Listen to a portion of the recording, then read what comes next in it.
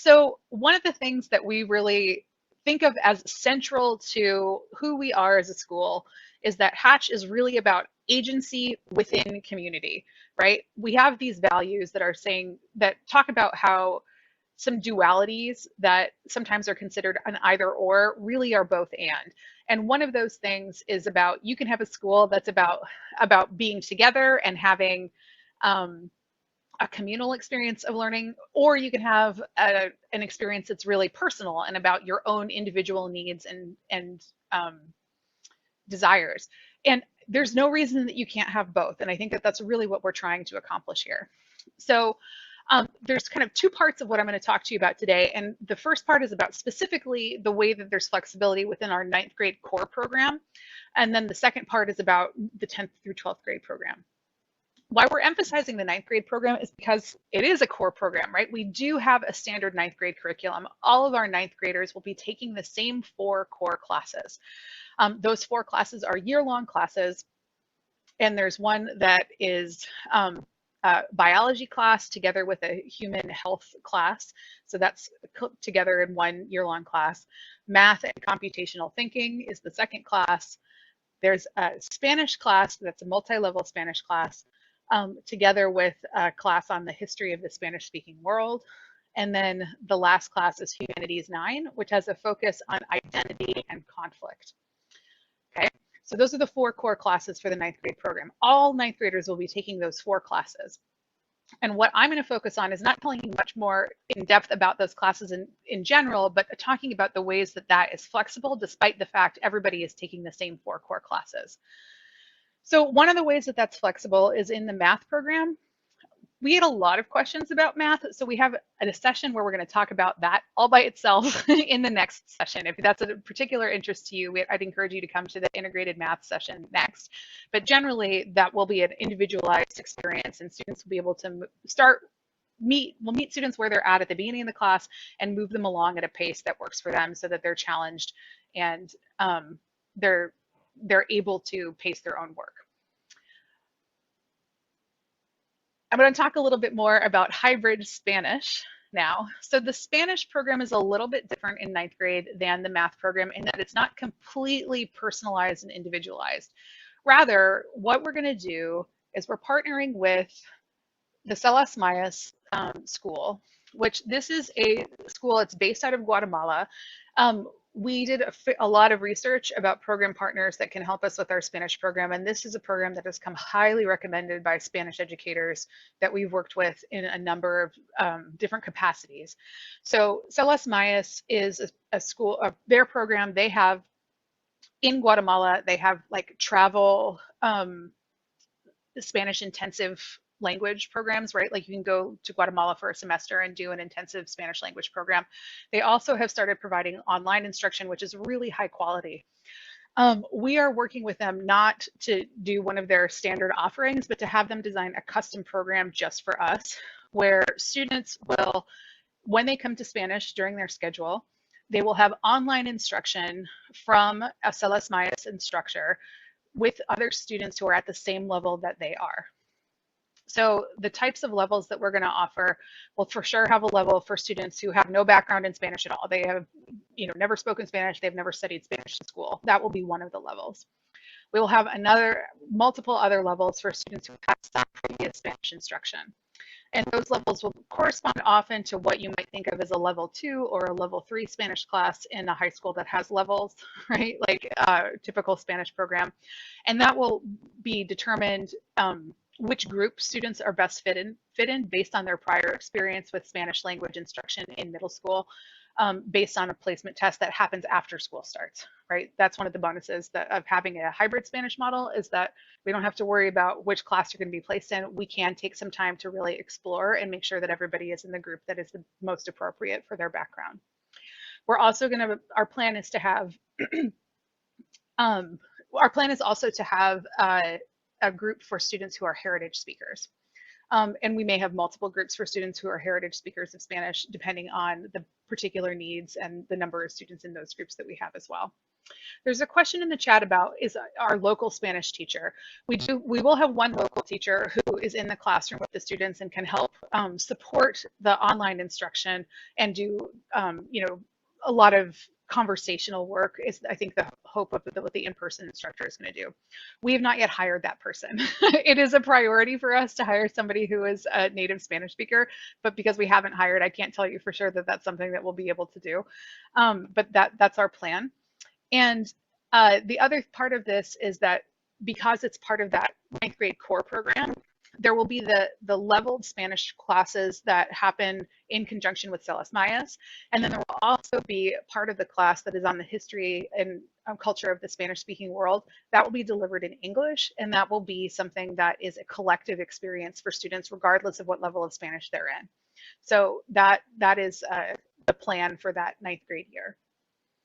I'm going to pause for a second before I move on from talking about Spanish to see if there are any other questions specifically about our hybrid Spanish program for the ninth grade. Okay, if you think of questions later, yeah, Norma, go ahead. Hi, I was wondering two things. The first one is just, are there, do you plan on having like an experience where the kids go somewhere as a result of learning Spanish and then getting immersed in that environment? Yeah. And then, oh, go ahead, answer that one first, please. Sure. So the short answer is we don't have anything planned yet.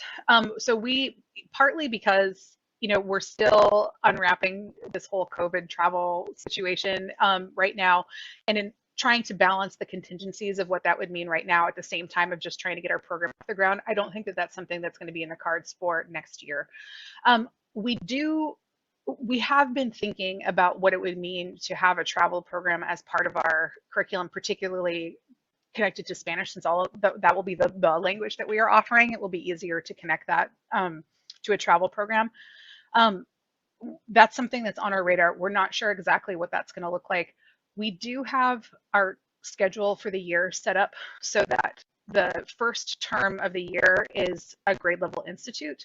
So that's like the first 12 days of the school year is not, it's all the students in the same grade are doing the same thing. And that would be a really ideal way that we could incorporate a travel component to our program. So that's something we've been thoughtful of, but I can't tell you that we have any specifics in place at the moment. Yeah. And you said you had a second part of your question. Okay, yes. Just the other one is, I know there's flexibility in terms of the schedule. Is there a potential, and just in terms of learning another language besides Spanish, because it is a hybrid possibility? So I think that is not possible in the ninth grade, right? I do think that there could be possibilities in place starting in the 10th grade to switch to another language, but I think that all ninth graders will be taking Spanish. And I'll talk a little bit more in a minute about some of the options for 10th to 12th grade and where that language instruction could potentially come in, if you just give me 1 second to get there, but that's a good question. Any other questions right now about language or Spanish? I want to make sure that I get through all of this since the 15 minutes is not going to be long enough for all of this. Okay. So our E-block options, our E-block, E is E because it's the 5th block of the day, but also E for elective. So during the E-block, we are going to have instruction that is through outside partners and not through the Hatch faculty, so that we can incorporate a wide variety of types of classes that are not necessarily in the wheelhouse of the few people that we'll be able to hire while we're still very small. So these are the relationships that we've already established in terms of program partners. So we have some arts partners in lots of different types of arts. So Pratt is primarily visual arts. There's Jet City and Taproot for kind of performance-based arts. The residency is a music program that is working with us to develop a music production and vocals course. So those courses, well, let me tell you about the PE. We have partnerships developed with 7-Star Women's Kung Fu, and then Balanced Humans, which is a yoga and mindfulness, and Seattle Yoga Arts, which is yoga. They have different foci of their programs. So we may work with one of them or both of them next year. It's unclear what exactly we have in mind. But generally, our plan is for these types of arts and PE classes that we'll have each trimester There will be one offering that is on Tuesday and Thursday, and another offering on Monday, Wednesday, Friday for next year. Moving forward into 10th grade, there'll be multiple options to choose from Monday, Wednesday, Friday, or Tuesday, Thursday. Okay. Um, Also, each trimester, you can choose to not participate in the arts and PE classes and instead get a PE credit by participating in athletics. So we'll have one team per season. Again, that's something that we'll plan to expand as our school grows, but we can't really support more than one team with only 30 to 40 students. So we're also choosing teams here that will be more successful with a small school. So cross country in the fall, basketball in the winter, and ultimate frisbee in the spring. But I do think, as much as we are a small school, our emphasis on community, we really recognize the importance of an athletic program in terms of developing the type of community that we really want to prioritize. So it's a high priority for us to develop that program and invest in it from the very beginning, though it will be challenging to do so when we're so small. Also, in this e-block, there's going to be a supportive study option that will be not just a study hall, but a study hall where work with a teacher who can coach them on scheduling their workload, on planning how they're going to get through the work that they have to do, right? It's really an actively supported and coached study hall option. So a student could choose to do one of the e-block classes on Tuesday and Thursday, and then supportive study on Monday, Wednesday, Friday. You could do supportive study 5 days a week, right? Like there's options depending on the individual learning needs of the student and their desire to participate in these other elective programs in the 9th grade. There'll be more ways to balance that starting in 10th grade. I do want to mention that there's also this individualized PE and arts program. So this is really designed for students who make a substantial commitment to arts or athletics activities outside of school. So like 5 hours a week or more of commitment is what we're talking about. So up to 2 trimesters a year, a student could choose to do some independent study that will involve, some checking in and mentorship from a Hatch faculty member to receive credit for that commitment that they do outside of school. For the trimester that you would choose to do that, it would be expected that you would be engaged in that activity throughout the term of the trimester, right? So if this is something that you do seasonally, you would want to make sure that you choose to use that in the term when that is most consistently available. We can talk more about the details of how this works, but I do just want to mention that if you are an athlete that does a sport that is not offered at the Hatch School, you're able to participate in athletics in the public school that you would be your regional school, and that can be part of what would be individualized PE at the Hatch School. And we can talk, anybody who's interested in figuring out more about that, I can support figuring out the details. Okay. The 10th to 12th grade stuff, flexible scheduling.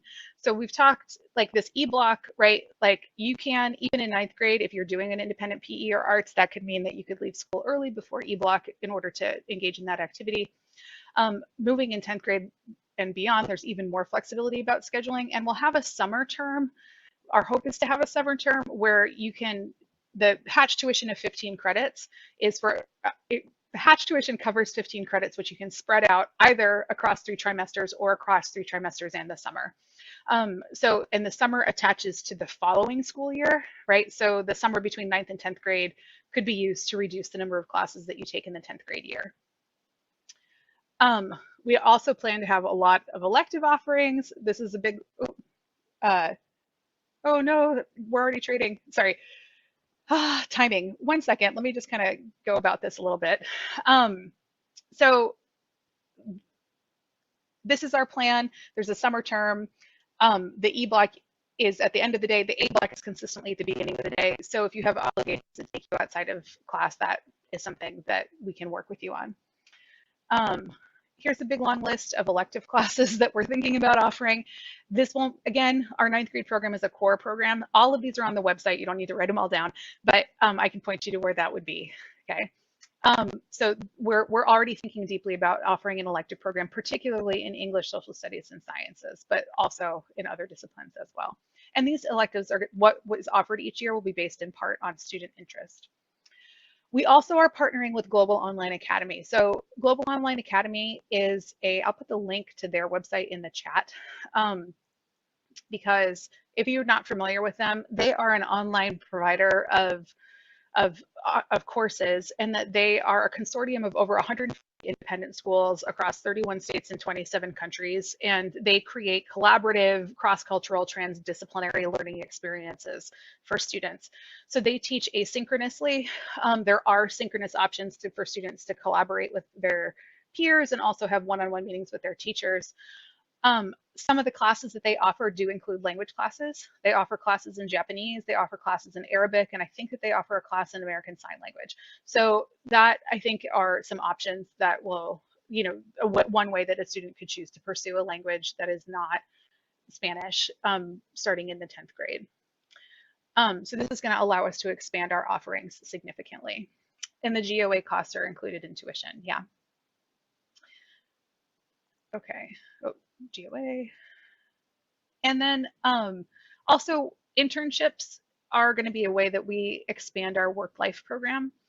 So work life is just generally a kind of in-house internship program where we're going to have students work in the building to kind of deepen their agency in the school and learn skills for life.